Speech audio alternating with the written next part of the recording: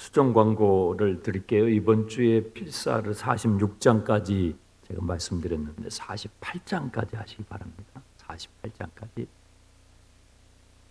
6절을 한번 보십시오. 이스라엘의 왕인 여호와 이스라엘의 구원자인 만군의 여호와가 이같이 말하노라. 나는 처음이요 나는 마지막이라. 나 외에 다른 신이 없다. 처음이요 마지막이라. 여기에서 나온 유명한 구절이 알파와 오메가다. 요한계시록에 나오죠. 이 예언의 말씀을 헬라적으로 번역을 한 것입니다. 그래서 요한계시록을 이해하는 부분에 있어서 구약의 이사야서는 여러분 필수적으로 여러분들이 이해하는 그 배경이 된다는 사실을 기억하실 필요가 있습니다. 9절부터 길게 20절까지는 그 소제목에 나온 대로 우상의 무익함, 이 세상에 있는 수많은 우상들의 무익한 것을 설명하고 있는데요. 9절, 우상을 만드는 자는 다 허망하도다. 그들이 원하는 것들은 무익한 것이거늘 그것들의 증인들은 보지도 못하며 알지도 못하니 그러므로 수치를 당하리라. 이 우상의 특징은요, 사람이 만드는 거예요. 그래서 9절에도 만들었다는 표현이 있고 10절에도 만들며 만든 자가, 계속 만든다는 표현이 나와요. 우상은 사람이 만든 거예요. 사람이 만들어 놓고 그것을 신이라고 신격화하면서 거기에 절을 하니 이게 얼마나 무익하고 무식하고 무지한 행동입니까? 그것을 하나님께서 지적하고 계셔요. 11절, 보라 그와 같은 무리들이 다 수치를 당할 것이라. 그 대장장이들은 사람일 뿐이라. 그것을 만든 것이 사람이에요. 사람이 그것을 만들어 놓고 거기에다 절을 한다는 것은 그 만든 것이 사람이니까 사람이 더 우월하잖아요. 우월한 사람이 거기다가 절을 하는 얼마나 어리석냐 이거죠. 12절에 철공은 철로 우상을 만들어요. 철로 우상을 만들고 망치질을 하다가 배가 고프면 하나님께서 이것을 풍자를 하는 거예요. 쇠로 우상을 만들다가 만든 사람이 배가 고프면 힘이 빠지지 않겠냐. 그런 것을 신이라고 한다는 게 얼마나 바보 같은 짓이냐. 13절, 목공은 나무로 만들겠죠. 줄로 재어서 대패질을 해가지고 사람의 모양으로 만든다는 것이죠. 그 나무는 원래는 땔감으로 사용할 것인데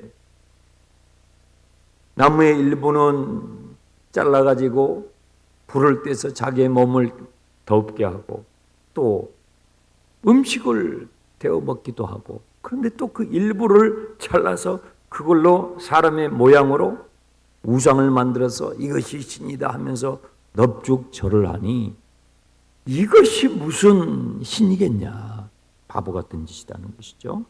20절에 그는 죄를 먹고 허탄한 마음에 미혹되어 자기의 영혼을 구원하지 못한다. 그렇죠. 우상은 자기를 구원하지도 못해. 자기도 돌보지 못해. 그냥 나무이고 쇠고 뭐 그런 걸로 만든 우상도 있지만 또 인간이 고안한 철학과 사상과 이념과 종교들 역시도 다 헛되고 무익한 것입니다. 그런 것으로는 자신의 영혼을 구원할 수가 없는 것이죠. 21절부터는 하나님은 그런 우상들하고는 본질적으로 차이가 나는데 21절, 야곱아 이스라엘아 이 일을 기억하라. 너는 내 종이니라. 내가 너를 지었으니 너는 내 종이니라. 이스라엘아 너는 나에게 잊혀지지 아니하리라. 자, 여기 밑줄을 그으세요. 이스라엘아 너는 나에게 잊혀지지 아니하리라. 하나님은 우상과 본질적으로 다른 분인데 그분은요, 내가 너를 지었으니 그분은 창조주세요. 창조주시기 때문에 너는 나의 종이다 라고 말씀하실 수 있는 것이죠. 하나님이 지으셨어요. 우상은요 인간이 만든 거예요. 하나님은요 우리를 지으신 분이라니까요. 본질적으로 달라요. 너는 나의 종이다. 두 번이나 말씀하시죠. 너는 나의 소유다. 그런데 거기에 참 멋진 말씀을 해주셔요. 이스라엘아, 너는 나에게 잊혀지지 아니하리라. 자식은 부모에게 잊혀지지 않아요. 부모는요, 어디서 오늘 무엇을 하든지 마음의 그 생각에 자식을 생각해요. 그렇죠? 대부분 그렇죠. 대부분. 여러분, 우리는 하나님에게 잊혀지지 아니하는 존재예요. 우리는 하나님을 잊어버릴 때가 있어요. 그렇죠? 우리는 일하다가 저 일하다가 재밌는 일을 하다가 그 순간에는 하나님 잊어버려요. 우리는 하나님을 잊어버리는 한이 있어도 하나님은 우리를 잊어버리지 않습니다. 이것이 사랑이에요. 사랑은 기억하는 거예요. 잊어버리지 않는 거예요. 여러분이 기억하고 있는 그 대상이 여러분이 사랑한다는 거예요. 그렇죠? 여러분이 사랑하니까 안 잊어버리는 거예요. 기억하는 거예요. 하루 종일 그 사람을 기억하고 그 이름을 기억하는 거예요. 여러분이 기억하고 있는 그 대상이 여러분이 사랑하는 대상이에요. 우리는 하나님께 잊혀지지 않는 존재예요. 따라서 합시다. 나는 하나님에게 잊혀지지 않는 존재다. 그것이 하나님이 여러분을 사랑한다는 것이죠. 여기에는 이스라엘아, 너는 나에게 잊혀지지 아니하리라. 이스라엘은요, 역사상 2000년 가까이 잊혀졌어요. 제가 몇 주 전에 설명했죠. 이스라엘은 바벨론에서 멸망을 해가지고 다 흩어지고 포로가 돼서 흩어졌어요. 그 이후에도 페르시아와 헬라와 로마와 수세기에 걸쳐서 이스라엘은 전부 흩어졌어요. 2000년 가까이 지도상에서 아예 없어졌어요. 그래서 그때는 이 이사야서 44장의 이 말씀을 읽으면 그냥 이것은 상징으로 우리가 해석을 했었어요. 왜? 이스라엘이 사라져 버렸으니까. 2000년 가까이 사라져 버렸는데 존재하지가 않으니까. 그런데 1947년에 놀라운 사건이 두 가지 일어난다고 그랬죠. 하나는 쿰란이라는 동굴에서 그 당시에 현존하는 성경에 1000년이나 앞선 성경이 발견이 돼요. 그런데 1000년 이후에 기록한 성경하고 똑같은 거예요. 내용이. 와. 그리고 그 해에 유엔에서 이스라엘을 다시 공식적으로 나라로 승인해. 하나님은 이스라엘을 잊지 않으셨다. 역사가 발칵 뒤집혀요. 그래서 예언을 연구하는 분들 또 성경을 읽는 분들에게 1947년의 그 사건은 매우 중요한 사건이 되는 것이죠. 하나님이 사랑하시는 자, 너는 나에게 잊혀지지 아니하리라. 마귀는요, 하나님의 사랑을 자꾸 잊어버리게 해요. 오해하게 해요. 그것이 죄의 속성인데요. 마귀가 아담과 하와를 어떻게 유혹을 했습니까? 하나님께서 이렇게 말씀했어요. 너는 이것을 먹으면 반드시 죽게 될 거야. 너 잊지 말아라. 죄가 들어오게 될 것이다. 너에게 비극적인 일이 벌어지게 되니까 이것은 손대면 안 된다. 이것은 나의 영역이고 이것은 나만이 관리할 수가 있어. 너는 관리할 수가 없어. 하나님께서 그렇게 경고를 했잖아요. 그런데 마귀가 하와를 어떻게 꼬드깁니까? 하나님께서 이 동산 안에 있는 모든 나무의 열매를 먹지 말라 하시더냐? 뭐예요? 하나님의 사랑을 오해하게 만들어요. 하나님의 사랑을 오해하게 만들어요. 달란트 비유도 마찬가지예요. 5달란트, 2달란트, 1달란트 받은 종들이 있었죠. 우리는 하나님께 속한 자예요. 그런데 1달란트 받은 종은 일하지 않아요. 왜요? 하나님의 사랑을 오해하는 거예요. 주인의 사랑을 오해하는 거예요. 그 주인이 그 종을 아껴서 그 1달란트가 그 가치로 굉장한 가치예요. 금 1달란트가. 근데 오해하는 거예요. 왜 저 사람은 5개 줬냐 이 말이에요. 왜 나는 하나만 줬냐 이 말이에요. 그 한 개도 어마어마한 가치거든요. 주인의 사랑을 오해해가지고 그는 결국은 징계를 받지 않습니까? 마귀는 하나님의 사랑을 오해하게 만들어요. 성령님은요, 하나님의 사랑을 우리에게 기억하게 하십니다. 너는 나에게 잊혀지지 아니하리. 하나님은 오늘 또 여러분을 기억하실 것입니다.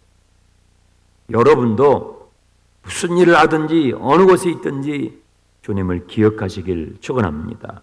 22절 내가 내 허물을 빽빽한 구름과 같이 내 죄를 안개같이 없이 하였으니 너는 내게로 돌아오라. 내가 너를 구속하였습니다. 이스라엘 백성들은 지금 아직도 이 하나님의 말씀, 이 예언을 받아들이는 사람도 있고 받아들이지 못한 사람도 있는데 하나님께서 이미 뭐라고 말씀하시냐면 나는 너희를 이미 용서했다. 빽빽한 구름을 안개와 같이 없애버린 것처럼 나는 이미 너희를 용서했으니 나에게 돌아오라. 안심하고 돌아오라. 두려워하지 말고 돌아오라. 말씀하시는 거예요. 하나님은 우리를 사랑하시고 우리를 용서해 주시는 분이에요. 어제 말씀드렸죠. 우리의 용서의 근거는 우리의 행위가 아니에요. 우리의 노력이 아니에요. 십자가에서 우리에게 허락하신 그 구속의 은총은 다 갚아버린, 전부 지불된 용서예요. 우리가 더 뭘 해야 되는 것이 아니에요. 다 갚아버린 구속, 구원이에요. 나는 너희를 이미 용서해. 여러분, 부모는 자식을 이미 용서했어요. 자식이 와가지고 이놈 이 자식 어떻게 하는가 보자. 그리고 나서 용서할까 말까 이게 아니에요.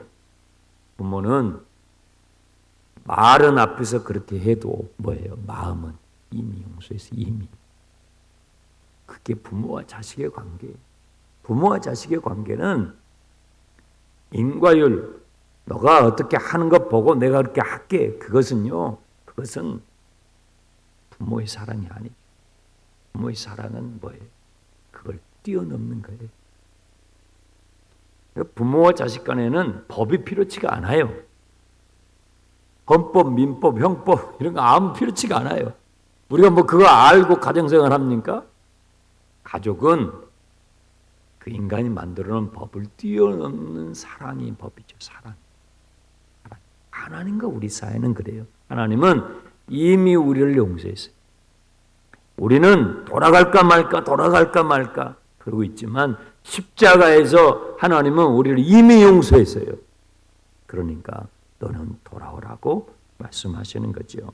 23절 여호와께서 이 일을 행하셨으니 하늘아 노래하라. 땅이 깊은 곳들아 높이 소리를 부르라. 산들아 숲과 그 가운데 모든 나무들아 소리내어 노래하라. 하나님의 이 구속의 은혜, 나를 잊지 않으시는 하나님의 사랑을 경험한 사람이 반응하는 건 뭐예요? 그게 찬양인 거예요. 그것이 찬양. 하늘이여 찬양하라. 산들이여 찬양하라. 숲과 나무들이여 찬양하라. 여러분, 우리가 은혜를 받고요, 길을 걸어가면 나무들이 찬양을 해요. 나무들이여 찬양하라. 숲이여 찬양하라. 하늘이여 찬양하라. 이게 그냥 상징적인 말이 아니라 정말 성령 충만해가지고 은혜를 깊이 경험하고 한번 길을 걸어가 보시라고요. 새벽에 일어났는데 요즘 달이 크더라고요. 달이 이렇게 커가지고 바로 앞에 떠 있는 것 같이 크게 떠 있더라고요. 그래서 한참 제가 그 달을 보면서 와, 하나님 대단하시네. 하나님 대단하시네. 새벽에 깨가지고 한참 달을 봤습니다.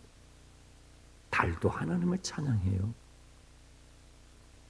우리의 눈이 열려서, 우리의 마음이 열려서 성령께서 우리의 마음 속에서 하나님의 그 은혜를 우리에게 솟구치게 하시면 만물이 하나님을 찬양하는 것이 보여요. 그래서 다 이쁜 거예요. 그러면 찬양하는 사람들 보세요. 다 예쁘잖아요. 아, 꽃들이 이렇게 예쁘지. 아이, 풀이 이렇게 예쁘지. 다 예쁜 거예요. 저는 여러분 안에 하나님의 사랑이 가득해서 오늘 또 만나는 사람들이 다 멋져 보이고 다 예뻐 보이길 축원합니다. 여러분의 남편이 멋져 보이길 축원합니다. 여러분의 아내가 이뻐 보이길 축원합니다. 다른 여자 말고, 다른 남자 말고, 내 가족들이 사랑스러워야 돼.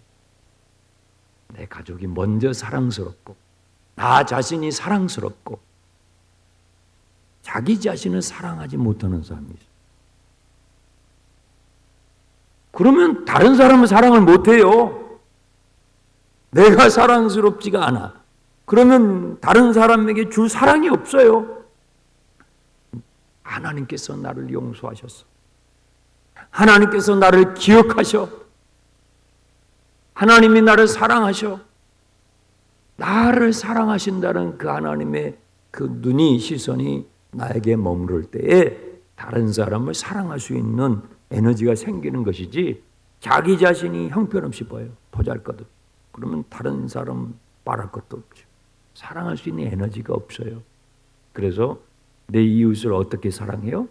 내 몸과 같이 사랑해요. 내 몸을 사랑할 수 있어야 돼요. 주님이 내 몸을 사랑하시는 것처럼 내 몸과 같이 내 이웃을 사랑하라고요. 자기를 사랑할 수 있어야 돼요. 그래야 타인을 사랑할 수가 있는 것이죠. 23절, 여호와께서 이 일을 행하셨으니 하늘이여 땅이여 노래하라. 24절, 내 구속자여 모태에서 너를 지은 나 여호와가 이와 같이 말하노라. 나는, 24절부터 마지막 28절까지는 하나님의 하나님 되심을 설명하는 거예요. 나는 이라는 거예요.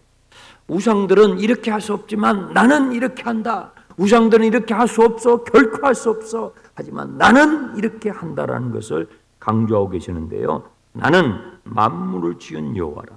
홀로 하늘을 폈고 나와 함께한 자 없이 땅을 펼쳤고. 하나님은 홀로 만물을 창조하셨어요. 25절, 헛된 말을 하는 자들의 징표를 폐하며, 우상을 섬기는 사람들을 말하는 거예요. 점을 치며 지혜 있다고 하며 지식 있다고 하지만 그런 것들은 다 헛되게 내가 만들며. 26절, 그의 종의 말, 여기서 그의 종은 하나님의 종들을 말해요.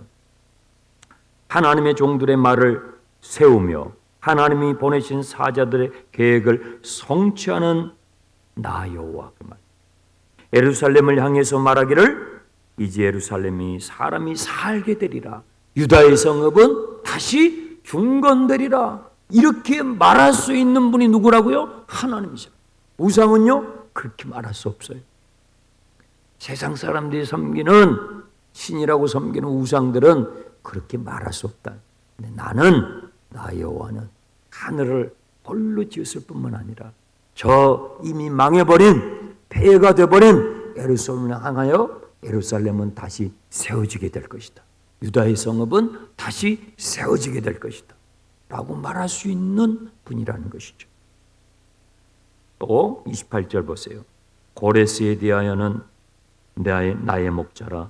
그가 나의 모든 기쁨을 성취하리라 라고 말할 수 있는 분, 그리고 그것을 성취하시는 분. 이 고레스는요, 지금 여기서 하나님께서 이사야를 통해서 예언하실 때 아직 태어나지도 않았다고 그랬죠.